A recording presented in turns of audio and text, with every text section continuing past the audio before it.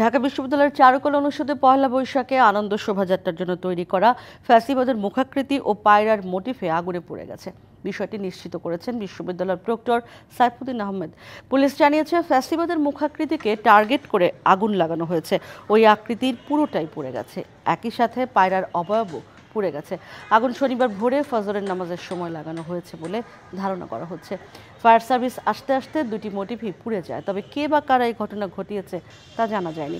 এই ঘটনায় শাহবাগ থানায় জিডি হয়েছে।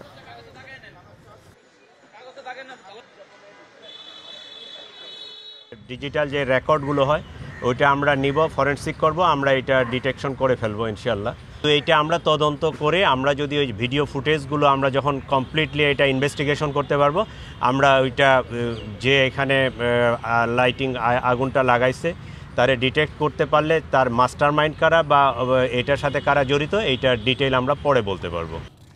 মাঠের অলরাউন্ডার আমি, আর ঘরের allrounder Tilex. Tilex toilet cleaner, clean মানেই টাইলক্স।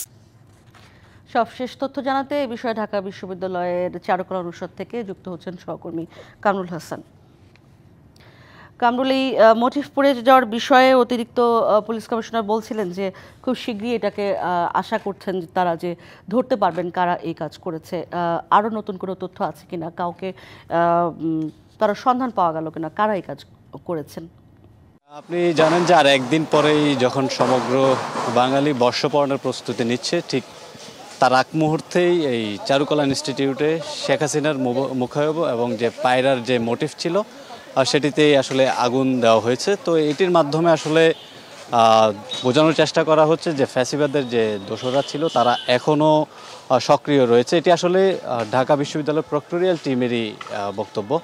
কিছুক্ষণ আগেই এখানে ঢাকা বিশ্ববিদ্যালয়ের প্রক্টর সাইফুদ্দিন আহমেদ এসেছিলেন এবং এসে তিনি গণমাধ্যমের সঙ্গে কথা বলেছেন। আর তিনি যেটি বলেছেন যে আসলে এটি একটি অভিপ্রেত ঘটনা, কারা ঘটিয়েছে এখনও পর্যন্ত তারা নিশ্চিত নয়, তবে এই ঘটনা উদ্ঘাটনের জন্য তারা সর্বাত্মক চেষ্টা করে যাচ্ছেন। ইতিমধ্যেই কিন্তু চারুকলা ইনস্টিটিউটের এই ঘটনাস্থলে যে সিসিটিভি ক্যামেরাগুলো আছে সেই ক্যামেরাগুলো থেকে তারা পর্যাপ্ত ফুটেজ সংগ্রহ করেছেন এবং এটি পর্যালোচনা চলছে। পাশাপাশি শাহবাগ থানায় একটি জিডি করা হয়েছে চারুকলা ইনস্টিটিউটের পক্ষ থেকে। তিনি এটিও বলেছেন যে এই ঘটনার সাথে যেই সম্পৃক্ত থাকুক না কেন তাদেরকে আসলে তারা আইনের আওতায় নিয়ে আসবেন। আর যে মুখায়বগুলো পুড়ে গিয়েছে বা যে মোটিভগুলো পুড়ে গিয়েছে সেটি নির্মাণ করা সম্ভব কিনা সে বিষয়ে আসলে আমরা প্রশ্ন রেখেছিলাম। তিনি যেটি বলেছেন যে বর্ষবরণের একেবারেই দ্বার প্রান্তে আমরা, সেক্ষেত্রে তারা 40 ঘন্টার মতো সময় পাচ্ছেন। এই সময়ের মধ্যে আসলে এই দুটি মোটিভ তৈরি করা যায় কিনা সে বিষয়ে আসলে এখানকার যারা নির্মাণের সঙ্গে যেই শিল্পীরা আছেন তারাই আসলে ভালো বলতে পারবেন। তারা যদি এই স্বল্প সময়ের মধ্যে